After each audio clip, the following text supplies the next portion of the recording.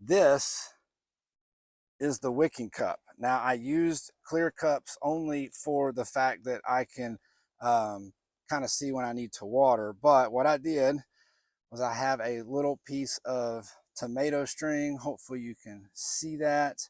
That comes up into the soil, right? And so the theory is that string sits in the water and it brings water up from the bottom cup. Y'all, it is hot out here. What in the world am I thinking starting seeds in July when it's 100 degrees outside? Well, today I'm going to show you 7 things that I'm starting right now in July so that I can prepare myself for a fall harvest. So welcome to my channel, Growing Together, a garden story where beginner gardeners come to grow. So spend some time with me today and we will plant seeds to prepare ourselves for that fall harvest. Okay, y'all, I'm not going to sit here and pretend that I know exactly what I'm supposed to be planting for a fall harvest. I know what I've seen on YouTube. So this is what I'm doing. I will say this. Last year, I started some determinate tomatoes, short to harvest determinate tomatoes.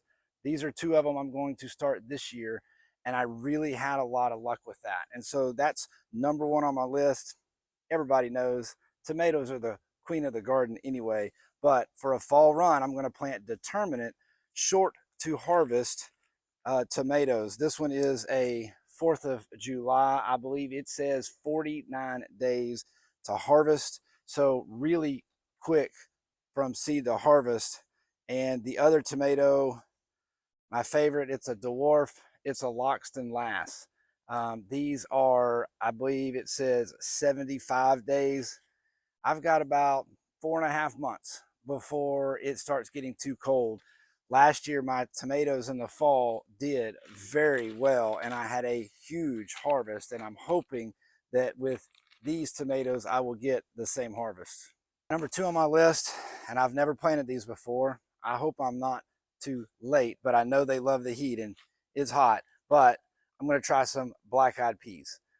So I got these black-eyed peas at a local feed store. I'm going to get them. I'm actually going to try to grow them in grow bags. I have grow bags near a trellis. I'm not 100% sure what these are going to do. Are they pole peas or are they bush peas? I don't know. I have seen pictures of both. So I'm going to be prepared. I'm going to put these in a grow bag, but I'm going to be prepared to trellis them with a cattle panel if necessary. The next thing on my list are pole beans. I'm going to try, I haven't had very much luck with bush beans, just kind of been striking out with bush beans, but I'm going to try these pole beans. I cleared out some room on my big string trellis in the back for the raised bed that I use climbers in. My Kajari melon, my cucumbers are back there. So I'm going to put these pole beans in there. Kind of excited about these, the purple ones, the rattlesnake. I know rattlesnake is very popular. So we're going to see how those go. But supposedly they like the heat. I hope I'm not too late with these either. Kind of the theme here when you're planting in the summer for a fall run, you're looking for things that are quick to maturity. Both of these beans, actually one says 50, one says 65. So 50 days to maturity on the rattlesnake and 65, well, 65 to 75 on the purple potted. These are from M.I. Gardener. I really like M.I. Gardener. He has so many different seeds and most of them are $2 a pack. So you can't beat that if you want to check out M.I. Gardener. The next thing I'm going to plant is another round of cucumbers. My cucumbers are doing really, really well. So this is the cucumber I'm going to go with for the fall. This is a Bait Alpha cucumber. Now, my friend Come Grow with David A just did a great video on all the different genetics of cucumbers. If you want to see all that and learn all about the flowers, go check his video. I'll leave it in the description below. But I'll keep it short. I'm planting a gynoecious parthenocarpic cucumber. So the basics of that are gynoecious meaning only female flowers, parthenocarpic meaning it doesn't need pollination. Now, is every one of the flowers going to turn into a cucumber? No, it's not, especially in the beginning. As they start coming up, you'll get frustrated because you'll see little bitty cucumbers and they'll die and they'll fall away. And you think, oh, it didn't get pollinated. It doesn't need pollination. I promise, as the plants get older, they will start producing cucumbers on every flower. Trust me, I did this last year and it worked great. I have a Excelsior going right now and it is popping out cucumbers I'm picking on the daily. So cucumbers in the fall, try a Gynoecious parthenocarpic. I think you'll be glad you did. All right, another climber. I'm going to plant another Kajari melon. Um, I actually have one going. It's all entangled in a San Marzano tomato right now, so there's not a whole lot I can do, but I did see my first melon on it. I've been wondering when I was going to get a melon to produce on there. It's tiny, but it looks like it's going to grow. But the Kajari melon, the last two seeds that I've shown have come from Baker Creek, and y'all, Baker Creek won me over this summer with some fig trees and the quick reaction to my confusion. Another shout out to Baker Creek. You can't beat them, but the cucumber and the Kajari melon came from Baker Creek, and I'm going to try to get those sown as well, more or less as a succession sowing to keep on producing as that cucumber and that Kajari melon peter out. We know they live hard, die fast. So we want to make sure to replace those with succession sowing. And the last thing I am going to show y'all today that I'm putting in the ground. Now, I did start these a while back, but I'm going to get some basil in the ground. I do have a little bit of lettuce in here too. It may be too hot for that. I'm going to try to plant it in a good shady spot where it gets some cover just to see if it'll go. But basil, we love basil here at my house. We use it for pestos, for I dry it and use it in all kinds of cooking. We use it in bruschetta. We love bruschetta. Nothing like fresh basil, and I have lots of basil going. And then the other is just kind of a mix. The last thing that I wanted to talk about, I do have some lettuces. Some of these are slow bolt lettuces. Again, the lettuces I'm going to try to plant in shaded areas just to try to help them out. It's hot, and these are obviously more lettuces, but I do have some dill going. I love to pickle, y'all, and so I like to have my own fresh dill. Now, one thing I will ask: who has problems starting dill? You would think that it would be super easy. I struggle getting dill established. Once I get it established, it does really, really well. But getting it established seems to be difficult for me. If you know any reasons why that may be, let me know in the comments down below. But some different things I have here: Marvel of Four Seasons, Swiss chard, obviously the dill. And then of these other lettuces, there's a Lolo Rosso, which is really good. I really enjoy this. I grew the Lolo Rosso this spring.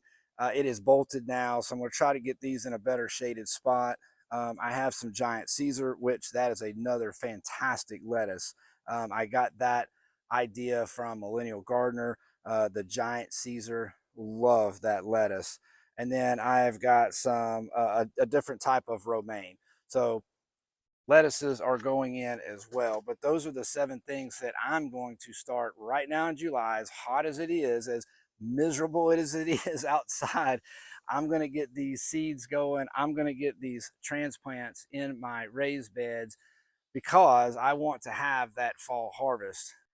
One last thing I want to talk about before I let you all go. Hopefully you've stuck around for this part, because I am going to do an experiment with these seeds.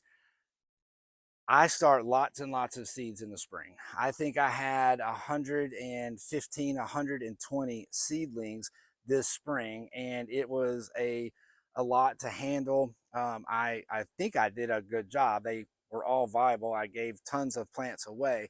But what I wanted to see is, I'm hearing about the double cup method.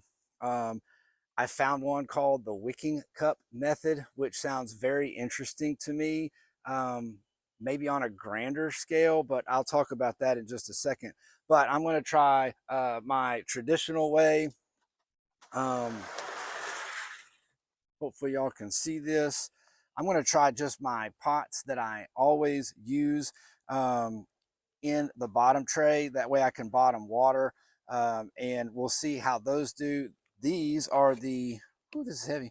These are the double cup method. So I'm going to try that out too and see. I already have the holes drilled in the top cups, the rocks in the bottom, and I did pre-moisten my soil.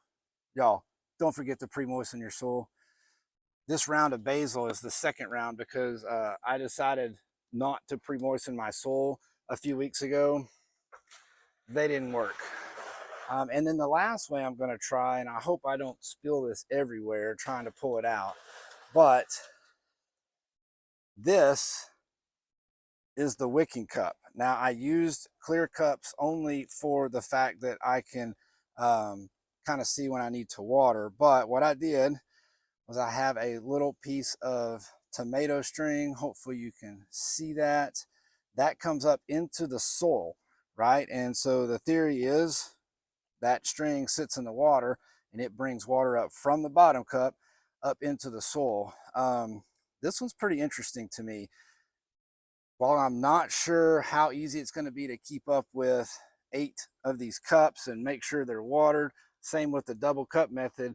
What I did see somebody do was the wicking cup, but they built a tub and a way that their pots could sit just above the tub of water, and then the string went down into the water. So essentially, with the tub, you're able to water 10, 12, 20, however big a tub that you build, you're able to water all of those at once. Hey, Finley. Finley loves it outside this time of morning when it's not so hot.